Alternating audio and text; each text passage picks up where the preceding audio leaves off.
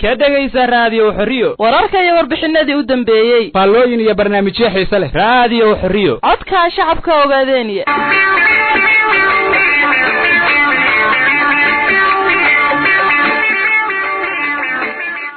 ciidamada qalabka sida xoreynta ogaadeenaya ayaa baryahan badarbaaxooyin xoog leh la beegsanayay ciidamada gumaysiga Itoobiya ee ku sugan gudaha ogaadeenaya oo ay ciidamada xaqlayaasha ay doonayeen inay kaga tifeeyaan gudahan baagayiga ogaadeenaya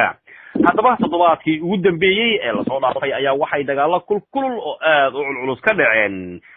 qaybtaasi gorgor iyo waliba galbeedka sare oo ay ciidamada xoreynta ogaadeenaya darbaaxooyin la bagsadeen ciidamada gumaysiga Itoobiya haddaba si aan wax badan uga ogaano faahfaahinna aan uga helo dagaaladii ugu dambeeyay iyo meelihii ay ka kala dhaceen ayaa waxaa khadka telefoonka si toosa ugu jira taliyaha ciidamada qalabka sida xoreynta ogaadeenaya qaybta gorgor naftii hore Cabdi Cizi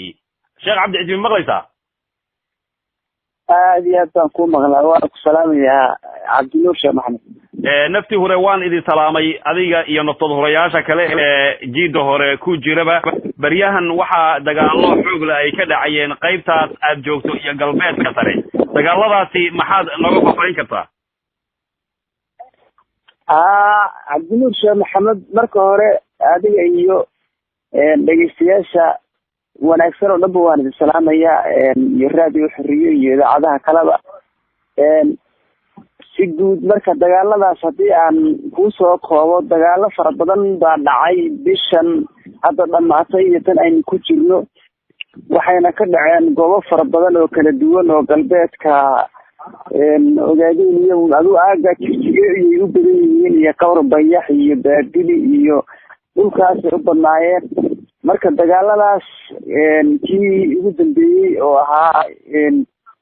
meesha la yiraahdo Shigaati ama Warsig oo isku meel ah ayaa ciidamada cadawga halkaas dhowr meelood laga keenay halka isugu yimid markii hore waxaa ka horeeyay sargaal kamida kuwa Itoobiyaanka ah yaa laga soo afduubay meesha loo yaqaano Araarso taasay ka soo dabadirmadeen dhowr madax ay ahaayeen meel la yiraahdo Hoola ayay ciidanka xoreynta halkaas baa darbaaxooyin kulul baa lagu dhuftay hub fara badanna waa laga furtay kadibna afar goobood baa ciidamo kale ka soo baxeen ku weeraray 47 halka lagu dilay 9 saraakiil kamid ahaa 47 iyo wixii ay haysteen intii faraha badneed waa lala wareegay iyaga intii baaq ahayd halba meel baa laga tuuray wax dhaawacmay iyo wax baktiyay intaas ay noqdeen marka baryahan dagaaladaasi dhul fara badan ay dhacayeen meel ilaado Garbalaayo haloobiyo Baabili aanan oo goreed qoraati oo Qowr Bayax ka tirsan qoraati hadana oo Qowr Bayax ka tirsan Hoola oo Qowr Bayax ka tirsan kareekayna sabriyo magaalada Jigjiga aad ugu dhow horate dhulkaas ay dagaaladaasi ka dhacayeen waan gartay naftii hore sargaalkan laga soo afduubay Araarso uu dagaaladu inta badan ka bilowday ay ka soo daba gurmadeen ciidamada gumaysiga Itoobiya yaa soo afduubay ciidanka xoreynta ka soo afduubay halkaas sargaal Itoobiyaanagu ahaa marka halkaas laga soo afduubay habeenimadiiba halka laga soo baxay meesha la yiraahdo Hoola halka markii ay ciidamadu joogaan bay ciidamada Itoobiyaanka halka iyagu yimideen oo dhowr madax oo kala duwan oo kuwii Tigreega iyo kuwii kale af Soomaaliya ku hadlaya intiiba dhulka la dhacay hub fara badan baa laga gaartay dad fara badan oo aad iyo aad bakti fara badan baa waxay u dhiibeen shacabkay ku leeyeen aasa meel bay u dhiibeen 22 meeyda bay u dhiibeen ku leeyeen aasa marka saasay ahayd waan gartay taliye dagaalkan ka dhacay meesha la yiraahdo Rigaache oo warbaahintu aad wax uga qortay ma dagaal qorshaysan oo howlgal qorshaysan oo aad qaadeen ama ciidamadu ay qaadeen buu ahaa mise wuxuu ahaa un dagaal sidiisa ku bilowday howlgal qorshaysan oo guud buu ahaa oo si guud u qorshaysan ciidamada Itoobiyaanka halka iyaga ayaa markaas yimid ciidankan xoreyntuna meel aan ka dheerayn buu diyaar ku ahaa kabacdi ciidankan xoreynta ogaadeenaya ayaa soo weeraray halkaasaa lagu burburiyey hubkoodii iyo hantidoodiina lagula wareegay baktigoodiina halkaas uga dhaqaaqeen marka saas uu ahaa dagaal qorshaysan buu ahaa isagoo dagaalku marka horeba iska qorshaysnaa haddana iyaga ayaa markaa laakiin meesha rigaata iyagaa yimid oo 4 goobood bay kasoo kala tageen halkaasay masugu yimideen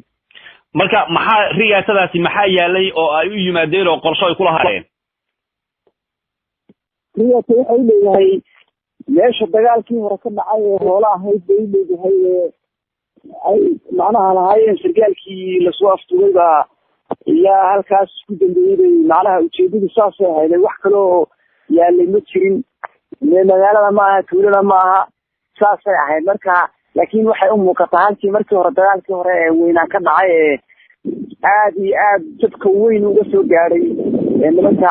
gumaysiga ah dagaalkaasi maxuu ahaa dagaal ka horreeyay kan rigaatu ahaa baan u gartay marka siyaasoo wax u dhaceen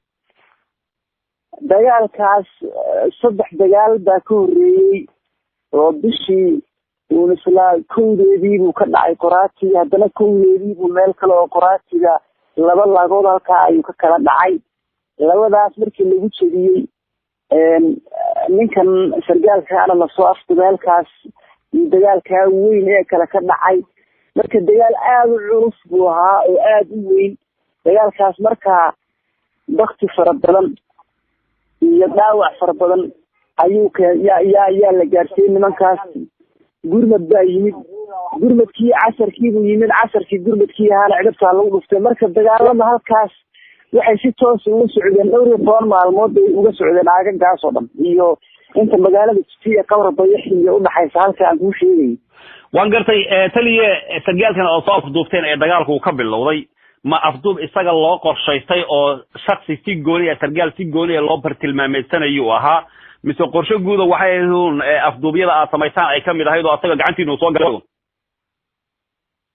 oo si guud kuwaasi ku soo qorshaysnaa laakiin kan isagu ku target gooni ah buu ahaa sargaal xagga iyo maxaan ku raahdaa arisabiya xagga laga soo diro nimankii kuwan dabadhilifka soo dirayay buu ahaa isaga laftiisa marka loo qastay isaga falka loo qorshaystay waana lagu guuleystay ilaahay mahadiisaasuna markaa gacanteena ku soo galay waan gartay xaaladda guud bal hadda ka waran gobolada aad joogtaan qaybaha aad joogtaan ka talistaan iyo qaybaha kale idinku dhowa xaaladda guud aad iyo aad u fiican tahay ciidamada iyo bulshada moraalkoodu aad iyo aad u sarreeyaa xilli fiican baa la joogaa jiilaal iska barwaaqaa la joogaa gaar ahaan hadda meeshan dhinaca gurgur roobab aad u waaweyn baa ka da-ay oo dhulka xareed iyo biyo badan baa qulqulaya meelo kale oo ogaadeen kamid ah ka deelay way jiraan dagaalada cadowga lagu naafiyeyna qaybaha oo dhanba way ka dhaceen oo ogaadeen oo dhan way ka dhaceen maalmahan ugu dambeeyayna jab aad iyo aad la xaadula meel walba ka soo gaadhay iyo maxaan ku rahdaa gacanta dabada laga geliyay aad iyo aad xaaladuna aad u fiican tahay alxamdulilah halganku meel saru maraya wacyiga iyo moraalka bulshada iyo ciidamadu meel aad iyo aad u sarreysay maraysa aad iyo aad u fiican waan gartay baryahan dambe waxaa idinka muuqata taliye carcar cusub baa idinka muuqato oo awal hore dagaalku inkastoo uu iska socdayba laakiin carcar cusub aad moodo in aad wiqitaan rasmi ahaa ama aad wax kusoo afjaraysaan maxaa keenay carartaas arrintaas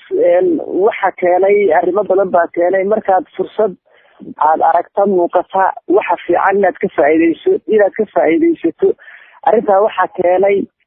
fursad baa noo muuqata insha allahu aanu kaga sifaynayno ogaadeyno oo dhan cadow aanu kaga sifaynayno noo muuqata ciidanka ilaahayna saasay iyay noqon doonta hadduu ilaahay yidhaahdo fursadahaas ciidanka cadowga oo daciif ah oo daciif dhaafay oo beentii iyo khiyaaligii laisu sheegay uu socon waayey burgur dhexdooda ku jira fakadkooda oo fara badan oo maalin aynan hadda ciidamadeena soo gaadhin ciidamadaas ethoobiyankii ma jiraan marka waxaa noo muuqata fursad aad iyo aad qaali baa noo muuqata insha allahu tacaala waana ka faa'iidaysanayna marka waxaan dooni lahaa inayna fursadaasina dhaafin oo aanu u dhamayno ethoobiyaanka haddii ilahay yidhahdo taasaan doonaa insha allah waan gartay ugu dambayntii taliye ciidamada gumaysiga ee aad falgalka kula jirtaan dagaalka aad kula jirtaan iskaga hor timaadaan wax isbedel ah xagga niyadooda iyo xagga maxaan ku idhahdayay khilaafaadkan guud iyo isku dhaxyaacan guud ee Ethiopia ka socda wax dareen oo ay muujiyaan ama aad ka dareenteen intii uu kaliya taliye Mala Zalawi dhintay oo xaqooda baqdin ah ma jirtaa aad iyo aad u jirtaa wax badan baana ka dareemnay waxaana ka mid ah waxyaabaha ka dareemay inaynan dagaalka goobaha dagaalka inaynan istaagin oo ay carab xilsadaan inaynan meel lagu sheegay nafti hore inaynan uga kicin baadi meel ruux maaragtay shacabah oo ay soo xiri karaan ay helayaan ruuxa shacabka kaliya ay maaragtay waxa kale waxa dawladda wixii loo sheegay iyo isu sheegeen lagu soo abaabulay beerta ahaa ragga ilaad inay dibadda halkan ku dhamaado ay midna ka soo qayla tagaan rag doonayay ahaayeen hawshaasna way socon weyday wixii waxay arkeen aan dhamaad lahayn waxay arkeen khasaarihii aakhirada iyo kii adduunka labaduba oo dushooda noqday halgankii oo sii ciraarmay arkay marka waxaanu ka dareennay moraal xumo aad iyo aad u fara badan tayo xumo badan sakad badan takale nimankii hadda Soomaalida ahaa ee gaalada weynay wax yarar bay hadda ogaadeen inay kaga sugan yihiin waa dhamaad hadda taagan yihiin ay u furmayeen bay hadda iyay nagireen wax la dilo wax fakada wax iyagu adilaan marka xaalada badan baan aragnaa aad iyo aad aad ma tahay kaasina wuxuu ahaa taliyaha ciidamada qalabka sida xoreynta ogaadeenaya qaybta gorgor naftii hore Cabdi Ciisi oo khadka telefoonka ee raadiyo xuriyo loo wareemay isagoo ku sugan jiido hore ee dagaalada